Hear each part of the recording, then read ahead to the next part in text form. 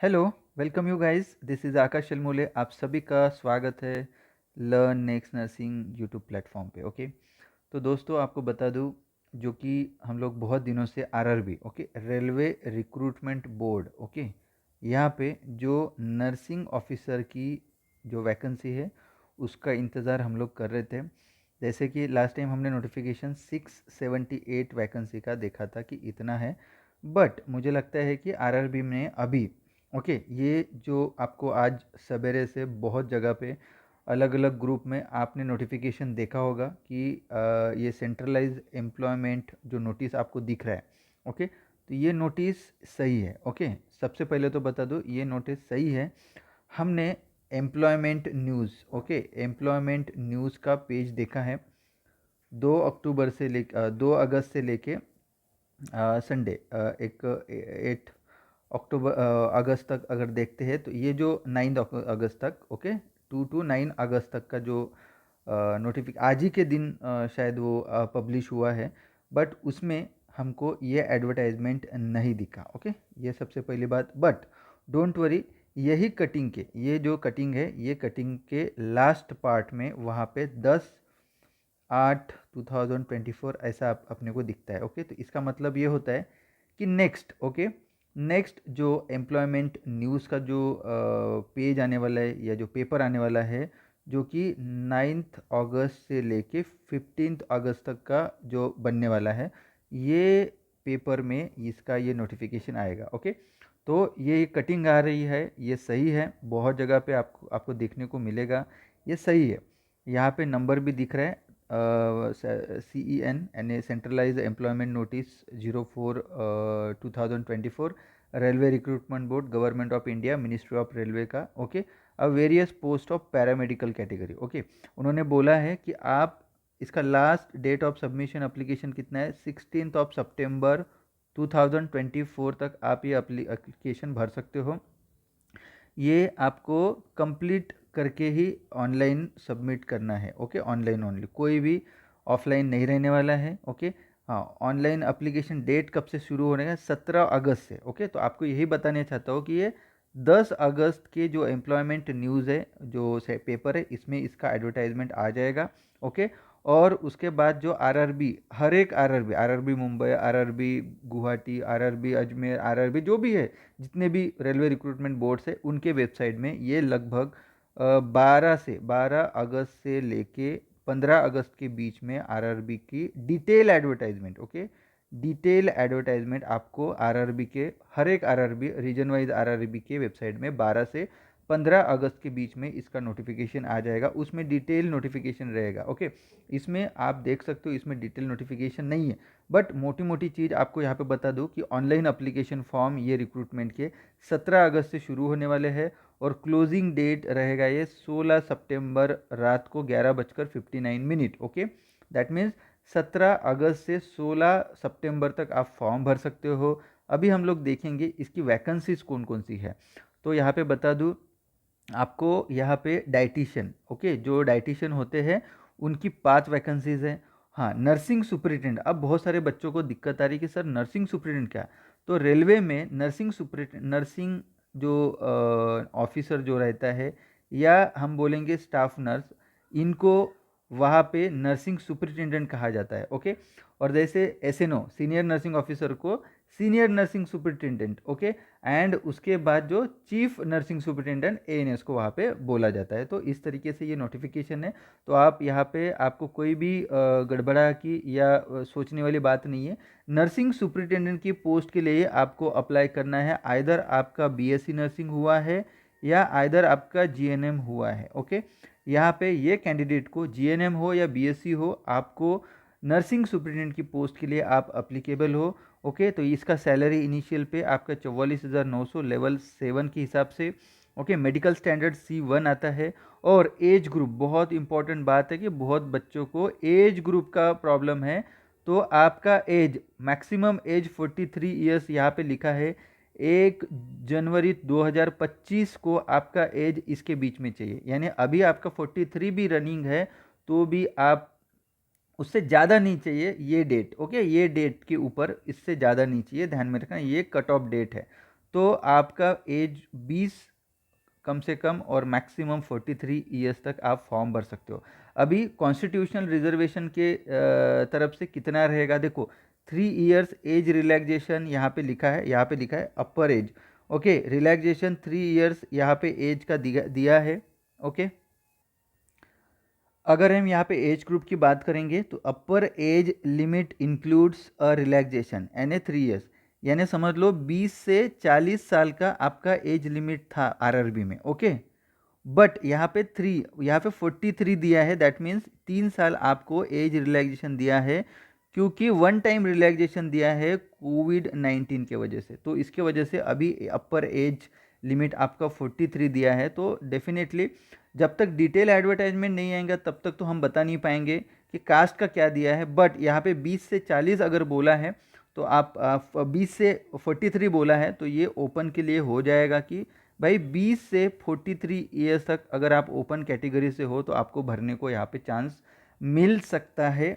ये यहाँ पे लिखा है, बट इसके बारे में कंफर्म हम डिटेल एडवर्टाइजमेंट के बाद ही होंगे। बट अभी आप पकड़ के चलो कि आपको 20 से लेके 43 ईयर्स के बीच में अगर आपका एज ग्रुप है, आइदर आप ओपन हो या कैटेगरी वाले हो, कैटेगरी वालों का जो एज रिलैक्सेशन जब तक एडवर्टाइजमेंट डिटेल नहीं आएगा तब तक आपको पता नहीं चलेगा। बट यही है 20 से 43 आप पकड़ के चलो कि ये रहने वाला है। ओके, उसके बाद यहाँ पे उन्होंने ये बोला है कि पोस्ट कौन कौन सी रहने वाली है। ओके, तो नर्सिंग सुपरिटेंडेंट यानी नर्सिंग ऑफिसर या स्टाफ नर्स। ओके, इसकी पोस्ट 713 है, ऑल ओवर इंडिया 713 है। आपको बता दूँ डिटेल एडवर्टाइजमेंट में आपको पता चलेगा कि आरआरबी मुंबई में कितनी जगह है, आरआरबी अजमेर में कितनी जगह है, आरआरबी गुवाहाटी में, आरआरबी जो भी है बिलासपुर, आरआरबी जो भी है उसमें आपको हर एक रीजन वाइज जो वैकेंसी है आपको पता चलेगी। लास्ट टाइम वैसे भी मैंने वीडियो बना के रखा है कि कौन से आरआरबी में कितनी जगह है, वो आप जाके देख सकते हो। और फाइनल तो आपको 10 से 15 के बीच में इसका रिक्रूटमेंट आ जाएगा, उसमें पता चल जाएगा। ठीक है, देन उसके बाद ऑडियोलॉजिस्ट के लिए जगह है, health and malaria, malaria inspector या हेल्थ जो इंस्पेक्टर है उनके 126 वैकेंसी यहाँ पे दिख सकती है। फार्मासिस्ट, फार्मासिस्ट को यहाँ पे 246 वैकेंसी, बड़ी बड़ी वैकेंसीज बता रहा हूँ। लेबोरेटरी असिस्टेंट ग्रेड 2 के लिए 94 वैकेंसीज है। ओके, रेडियोग्राफर जो एक्सरे टेक्नीशियन है उसके लिए 64 वैकेंसी आपको दिख रहा है, और लेबोरेटरी सुपरिटेंडेंट टेक्नीशियन यानी जो रहेगा उसके लिए 27। आप भी बाकी आप देख सकते हो बहुत सारी cardiac, speech therapist, optometrist, ECG technician के लिए आपको 13 वैकेंसीज यहाँ पे दिख रही है, फील्ड वर्कर के लिए 19। ओके, ऐसे टोटल 1376 वैकेंसीज आपको यहाँ पे देखने को मिल रही है। ओके, तो ये जो कटिंग है, ये कटिंग डेफिनेटली आई है, सर्कुलेट हो रही है, सबको दिक्कत आ रही है कि सर ये क्या है, लेकिन श्योरली ये सही वैकेंसी है।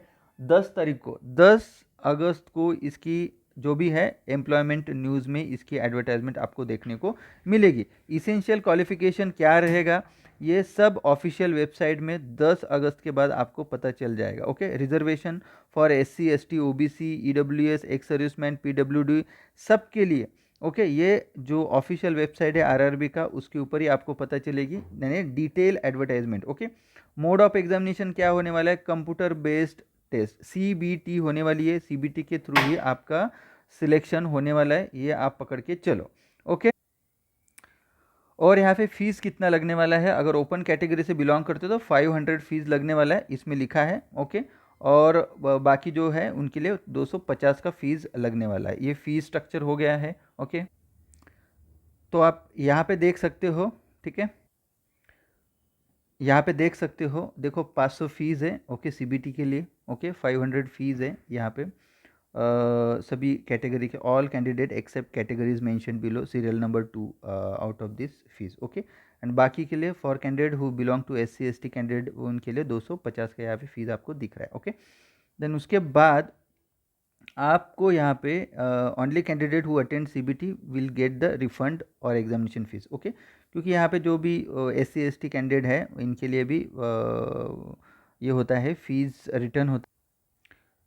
ओके, तो ओपन के कैंडिडेट है, OBC कैंडिडेट है एंड EWS, इनके लिए 500 की फीस लगने वाली है।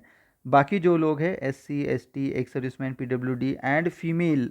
ओके, फीमेल की कोई भी कैटेगरी से हो, ओपन हो, मेल हो, फीमेल हो, जो भी ओपन अगर फीमेल है या एससी की है, कोई भी फीमेल हो, सभी फीमेल को 250 फीस लगने वाली है। ट्रांसजेंडर माइनॉरिटीज़, ओके, और इकोनॉमिकली बैकवर्ड क्लास यानी ईबीसी जो क्लास है, ओके, ये ईडब्ल्यूएस नहीं है, ओके, तो सबके लिए 250, ओके, यहाँ पे लिखा है। तो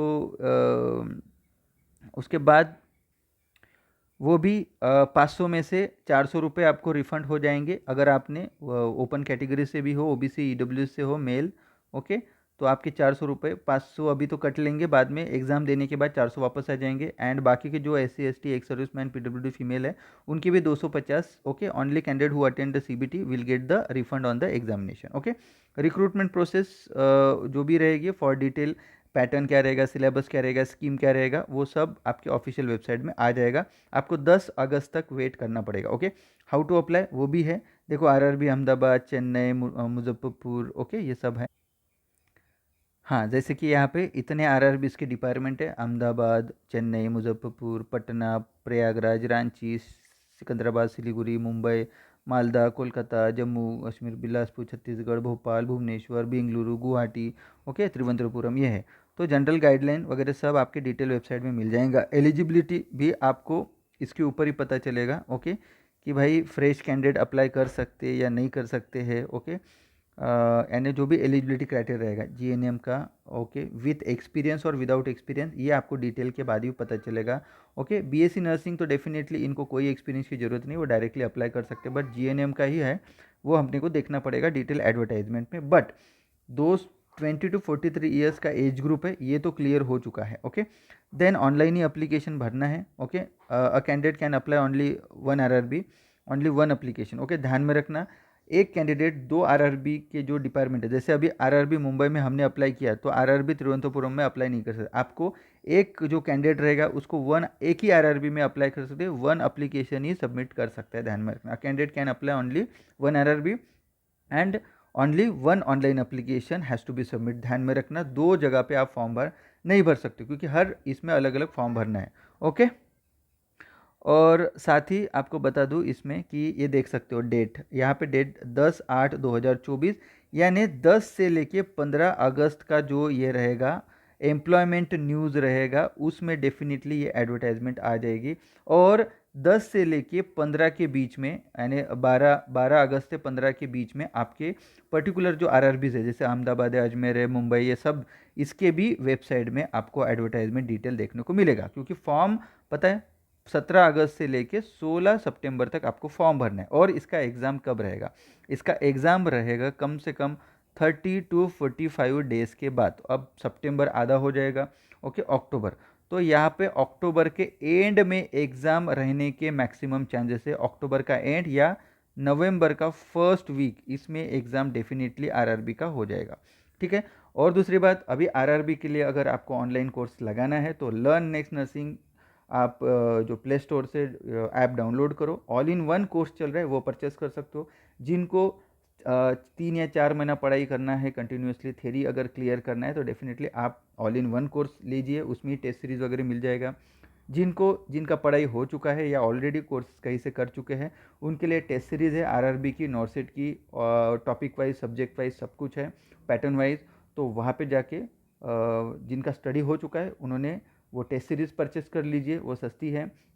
ऑल इन वन कोर्स, जिनको पूरा थ्योरी कंप्लीट करना है, मैथमेटिक्स के साथ थ्योरी कंप्लीट करना है, नर्सिंग का सिलेबस कंप्लीट करना है, तो उनके लिए ऑल इन वन कोर्स है, ओके। तो वो थोड़ा सा कॉस्टली जाता है, लेकिन आप प्ले स्टोर पे जाइए, learn next nursing app download करिए, आपको जो कोर्स दोनों में से सही लगता है वो आप वहाँ पे जाके परचेस कर सकते हो। तो लर्न नेक्स्ट नर्सिंग के साथ जुड़ जाइए, अपना भविष्य अच्छा करिए। डेफिनेटली कहीं ना कहीं हम लोग सभी टीचर्स आपको आपका भविष्य अच्छा करने के लिए जुड़े हैं, तो डेफिनेटली जुड़ जाइए और पढ़ाई करना शुरू कर दीजिए। कम से कम यहाँ से 2.5 महीने के बाद आपका एग्ज़ाम होगा, यहाँ से 2.5 से 3 महीने के बाद आपका आरआरबी का एग्ज़ाम होगा।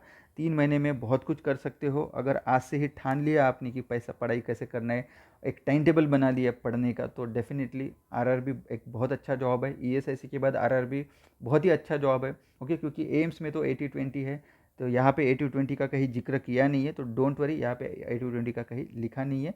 तो डिटेल एडवर्टाइजमेंट आने दीजिए। आप जीएनएम हो, बीएससी हो, डेफिनेटली पटापट से पढ़ाई पे लग जाइए, नोट्स बना लीजिए, टेस्ट सीरीज लीजिए, ऑल इन वन कोर्स लीजिए। देखो खुद भी पढ़ाई कर सकते हो, लेकिन आपको लगता है कि नहीं भाई हमने करना चाहिए, तभी आपने कोर्स परचेस करो।